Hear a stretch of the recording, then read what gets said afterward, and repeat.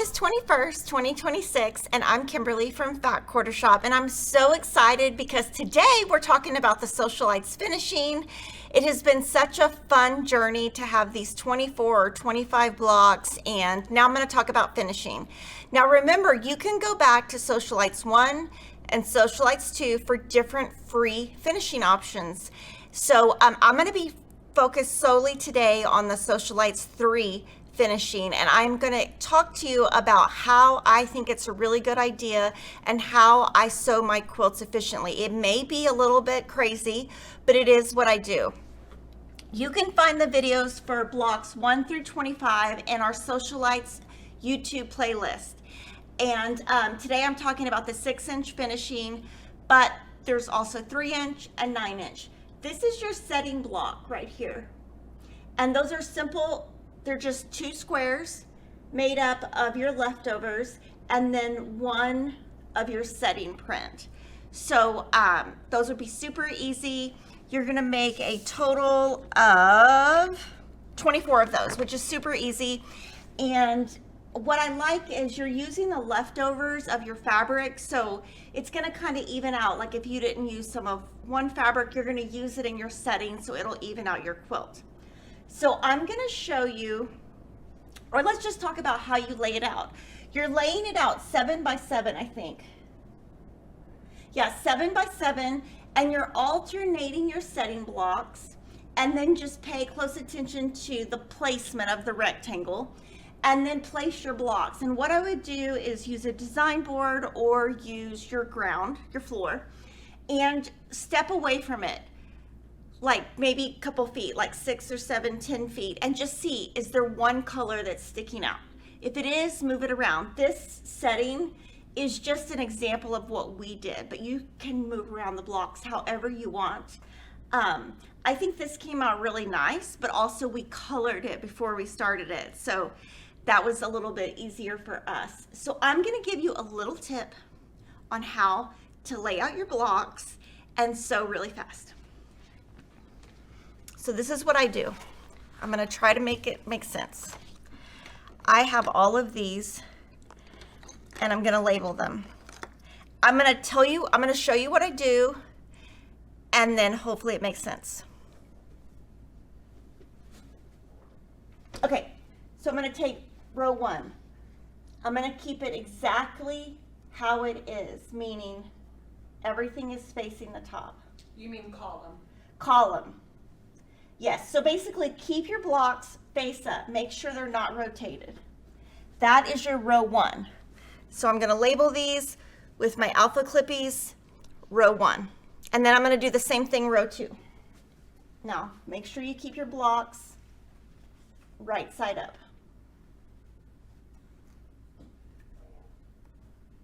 Column. Sorry. You're just going to keep your blocks right side up. I don't know if it's row or column. It is what it is. But I'm going to number them. So like 1, 2, I'm going to keep going. I'm going to just show you a couple.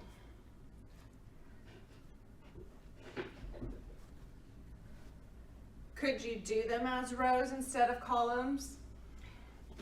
Yes. As long as you remember in the order you took them down. Yes, you can do it. Yeah.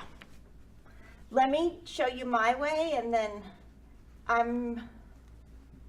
let's see. Okay, so I'm just going to show you the first 4 columns. So what I would do here is go to my sewing machine. Now, obviously, I would do all 7. But putting these numbers on here will make sure it stays in order. And I would put this on my sewing machine. I would take the first 2, sew it together, keep it chained together. So this one, pin it, sew it, chain it, and so on. So you're gonna have a line of 7 blocks on the left, 7 blocks on the right. On this very top left block, you wanna leave 1 alpha clippy, so you always know that is the top left of your quilt. So basically, I would be sewing these 2 rows together, pressing, columns, adding this column, pressing, adding this column, pressing, and so on and so forth. Then when you're done, you're going to have 49 blocks all chained together. Then you'll come back and you'll sew the rows together. Now, if you want to do it a different way, what you can do is just go the other way. You can sew this to this to this to this to this to this to this. Now, you can't really chain it together, if that makes sense. So the way I did it, you can chain it together. It's totally up to you how you want to do it, but this is how a lot of you ask, how do I get so much done? I just try to keep everything very organized and labeled, and that is my tip for piecing your block together. I would also say, you know, we spent a lot of time making these blocks, and, you know, we really took a lot of time trimming them up. So when you put these together, make sure you're pinning so that you put as much care into your finishing assembly as your blocks. Sometimes when you get to the end of the quilt, you're like, oh my gosh, I just want this quilt done. If you have that attitude that day, just walk away and come back. Or one thing you can also do is, this can be heavy on your body, as you know, if you have arthritis or a bad back. So what you could do is do part one day, part another day, just parse it out. But if you've labeled everything, it should be really easy. And if you have a design board and you have that convenience, it's really easy to just put everything back on the design board as you go. So when you come back to it, you're able to do it. Do you think that's good? Mm-hmm. Okay, so that is my tip on finishing. And, you know, of course, you can do it however you want to do it. I would say whichever way is going to make you the least stressed out, that is how you should do it. And just remember, put as much time into your finishing as you do into your blocks, and you will have a beautiful quilt. Once it is put together from here, we did not add a border to ours. But if you want to, you could add a border. We did not. And then what we'll do is cut our backing 10 inches bigger. So we'll, for the 6-inch, my quilt is 42.5 by 42.5. So I'm going to cut two with the fabrics, 52.5 by 52.5, sew those together for my backing. I'm going to send it to a long arm quilter, and we will show it to you when it is all quilted. So that is finishing, and I'm going to keep it organized so it is easy to put together. And then this is also something like if you're going to a retreat, which is where I'm actually at today, because this is pre-recorded, not live. Sorry, I forgot to mention that. You could pack it just like this, and it's already labeled. So when I went to retreat this week, everything I take is pre-cut, pre-labeled, pre-everything, so that when I'm there, I'm just sewing and trimming, because it's really hard to cut when you're at a quilt retreat, because it's harder to cut at a quilt retreat because there's a lot of noise, there's a lot of people, and then, well, I have to like really focus, but also there's not as much table space. So I really spend my time at a quilt retreat just sewing and pressing, and I'm gonna have my Laura Star iron, my brand new Juki. I will have reels about unpacking all of it and all the things. I'm also gonna post reels of everything I do each day. And the ones that are a little bit more casual will be members only, because those will be like if I'm in my pajamas and I have absolutely no makeup on, because I really don't need those to be everywhere, because then my kids' friends will see them. So that is all about finishing. Now we're going to move to talking about my sew along progress. So now we're going to talk about my progress. I'm so excited because we're getting towards the end of the year, and I have so many things that I am wrapping up. So this is Designer Mystery 2026, and I have done blocks 1 through 3. And this one, I just wanted to show you that I make lots of mistakes also.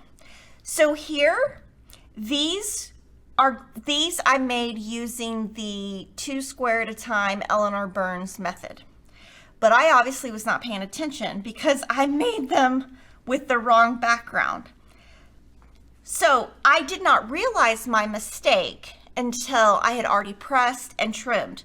So what I'm going to do with these is put these back with my future blocks, because maybe I will use these pieces on the backing, or maybe there's a future block I can use these in. I'm not going to throw these away. This block was designed by Lisa Bonjean of Primitive Gatherings, who recently did one of our Sewcialites blocks, and it's super fun. The way you piece it is squares, and then these are flying geese. These are half square triangles. These are also flying geese.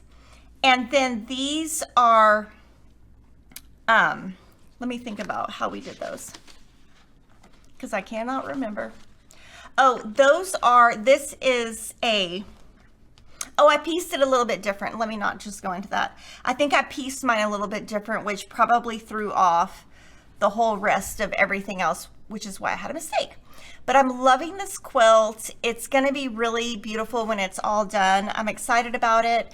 And I'm also excited that we have 2027 started and we're designing that. That is by, that fabric is A Cat Named Stitch by Camille Russ Kelly. And each block is 12 inches finished. We've been working on the Quilted Farm Girl since February, so we're now in August. So I would say we're a little bit halfway done. So this week was the arm, so right here, and then the cherry pocket that is right here. Now, one thing that I think I'm going to do going forward, can you zoom in pretty please? One thing I think I'm going to do going forward is at the end, I did not put fray check. So I think going forward, I either need to put a dab of fray check where that rickrack is, or do a straight stitch on top of it just so it doesn't unravel. So let me know in the comments, how do y'all handle that? In the past, I haven't done anything with that, but since this has so much it's not so much rickrack, but there's just a lot going on. I'm afraid that because the pieces are so tiny, I'm not going to remember that. Now, another thing is this little pocket has where you put, what are those called? Back stitches, embroidery stitches, straight stitches, running stitches. I don't know. I have not decided if I'm going to put mine in or not. I think I am. So that would come in the next step once I have the apron together. So that is the Quilted Farm Girl by Lori Holt. And that is my August blocks. The next Quilt Along is Farmyard Friends. And this one, I'm super excited because I finished the Farmyard Friends cross stitch along. So I'm finished there. And this is the sheep block, which is right here. There are buttons. I'm going to add those after it is quilted. You could put, big fat cross stitches as eyes if you wanted to. And this one, let's see, this one's 68 by 85. The hardest part or the most work in this quilt is going to be here. And really when you get to this section, I wanted to talk about this a little bit in case you're getting ahead of the sew along. This is to be really, really scrappy. And this is a lot of blocks. There's 27 blocks, which that doesn't seem like a lot, but each block has 1, 2, 3, like 20 seams total, about 19 or 20 seams. So that ends up being a lot. So the way I would break it up is I would just cut these scrappy and I would just I would sew all these half square triangles, stop. The next day I would press and trim all the half square triangles and stop. Then the next day I would add these, add the corner squares, press and stop. And then the next day put them together. So that way you give yourself a little bit of a break because this is very repetitive. When you're doing these blocks, it's super fun because you're just doing little sections at one time. When you get to the apron strings right here, you're gonna really have so many seams that I really recommend breaking it up so that your quilt looks nice and you don't just throw it together. So that would be my tip if you're sewing ahead. Sherry McConnell always does a free quilt along each year. This is the August block. This year I made my fabric with the Poinsettia and Pear collection by Sherry and Chelsea, and I am using the reds and the pinks. I left the greens and then the brown gray off. Now that doesn't mean when I get to the finishing or the setting, I might add those colors back in. So I left all the colors in my box to decide what to do in the finishing. For these right here, I used 3-inch finish triangles on a roll. For this, I made these using the Flying Geese cheat sheet, and I used the Eleanor Burns method. And luckily, all of my rectangles, the stripes, they all went the same way. So I just had to be careful when I placed these that my stripe was going the same way.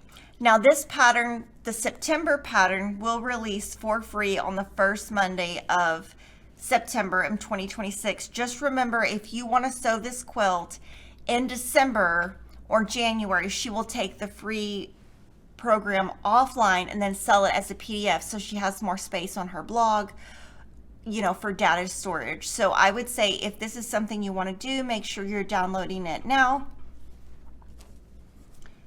And then that's really what we have today. Just make sure you subscribe to the YouTube channel. Make sure you subscribe to all of our social media channels. And if you haven't joined Kimberly's Stitch Squad, which is our Facebook group, definitely join that because we have lots of fun stuff going on there. Thank you so much for watching, and thank you so much for sewing along with Sewcialites. We truly appreciate it, and I'll see you next week.